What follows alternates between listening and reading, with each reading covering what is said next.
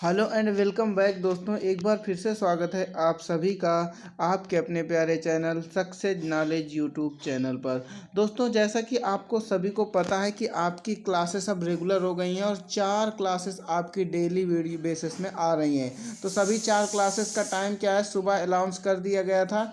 सुबह टाइम मैंने बता दिया था कि इस टाइम पर आपकी क्लासेस होती हैं। देखिए, मैं एक बार फिर से बता देता हूँ। सुबह एक क्लास 6 बजे होती है, फिर इसके बाद एक क्लास आपकी होती है 3 बजे होती है, फिर इसके बाद शाम 6 बजे होती है, और फिर इसके बाद शाम 9 बजे होती है। मतलब दिन भर में इन टाइमों पर क्लासेस होती हैं। इस टाइम पर एक हिंदी की भी क्लास लगाई गई है, 2 फिजिक्स और 1 केमिस्ट्री। अब ये कौन कौन सा किस टाइम है, आई बटन पर वीडियो है, देख लीजिए, पता चल जाएगा टाइम टेबल। ठीक है।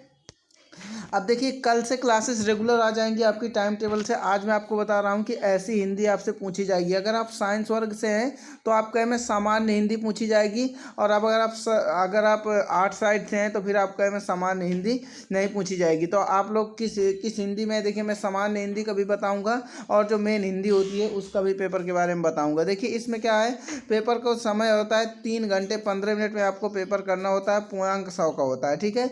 इसमें ये जो क्वेश्चन आपको दिखाई दे रहे हैं, जैसे शिक्षा का उद्देश्य निबंध के लेखक हैं। अब इनमें से एक जो राइटर है इसको आपको चूज करना होता है। मतलब कि ऑप्शनल क्वेश्चन आते हैं कितने, 5। कितने क्वेश्चन आते हैं, 5। मैं सिर्फ पेपर का पैटर्न बता रहा हूँ कि इस प्रकार के क्वेश्चन आएंगे। एक एक क्वेश्चन को यहीं से उठाएंगे, पहले क्वेश्चन को कंप्लीट करेंगे। ये ऑप्शनल क्वेश्चन है जो इनको करना स्टार्ट करेंगे।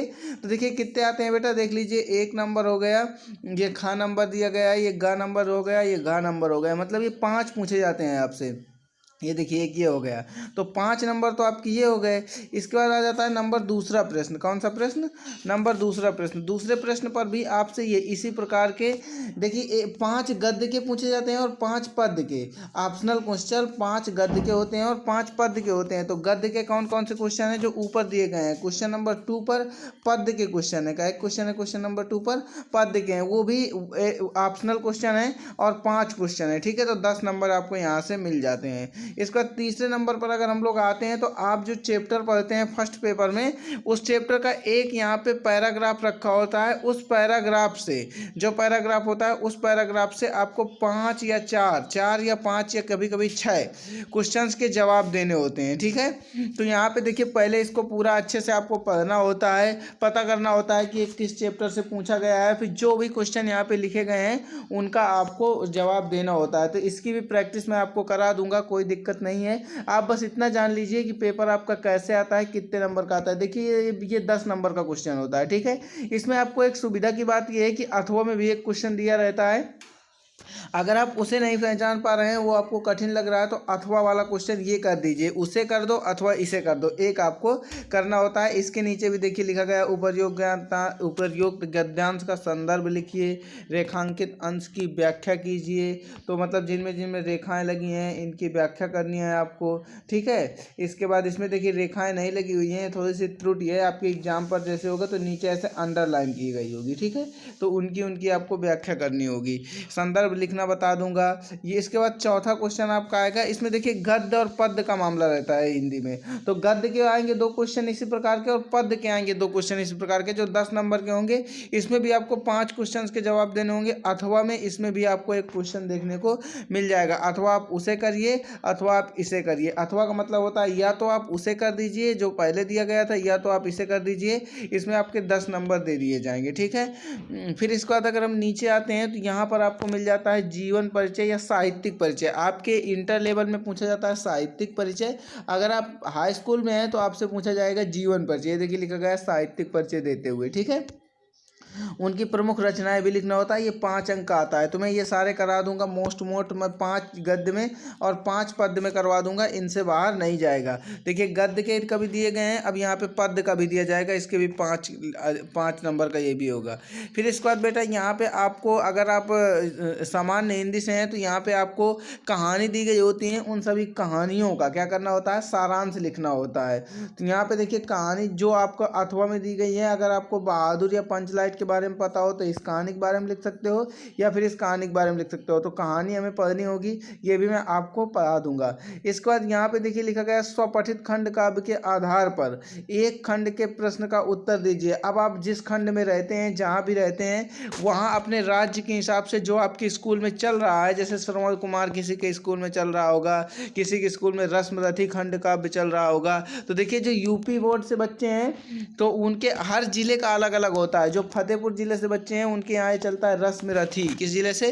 फतेहपुर जिले से जो है उनके यहाँ चलता है रश्मरथी। किसी के यहाँ मुक्त यज्ञ चलता है, त्यागपथी चलता है। जहाँ भी जो चलता है अपने स्कूल में पता कर लीजिए, या फिर कमेंट बॉक्स में बताइए मैं इस जिले से हूँ, तो मैं बता दूंगा आपका कि कौन सा चलता है कमेंट में ही। इसका नेक्स्ट क्वेश्चन में हम लोग अगर सेकंड पेपर में संस्कृत की बात करेंगे, किसकी बात करेंगे बेटा?